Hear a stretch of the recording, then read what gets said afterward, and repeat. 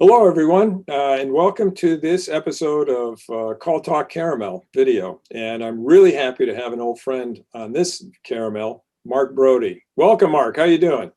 Hey, Bruce, how you doing today? I am doing fantastic. Okay, great. I love the little Texas twang in there too. I'm doing fantastic myself. So for our Excellent. listeners who don't already know him, Mark Brody is a contact center industry veteran who, in addition to his position as the CEO and president of Brohawk Solutions based in Austin, Texas, is also president of the Austin Contact Center Alliance, which is a nonprofit organization that brings the Austin area contact center community together for regular events and information.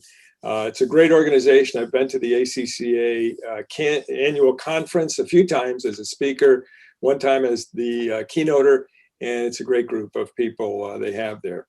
So also I should mention that Mark is a columnist for the Contact Center Pipeline. So there's a lot of things we can talk about, but one of the things that we did mention in the Call Talk episode that just happened is, what are those things, Mark, that managers should lean into in terms of supporting frontline agents better? That's really the topic, is how to support frontline agents in a way that can make them really great. Yeah, I think the biggest thing to lean in to really help a frontline agent is to listen. Listen to what their frustrations are on the when they're having an interaction with a customer, regardless of what channel it is. It could, as we've talked before, it could be voice or chat or email or whatever channel that somebody chooses to use. And the challenges or the things that are working may be different on each one of those channels. So take the time and be very intentional about listening to where an agent, where the agent experience is really struggling or succeeding.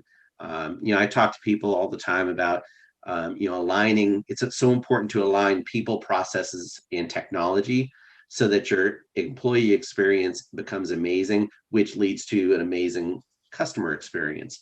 And I think that starts with agents being comfortable with sharing, and managers and leadership being comfortable with being self-critical, with being understanding of what's going on and looking for ways to improve, not just trying to be the smartest person in the room.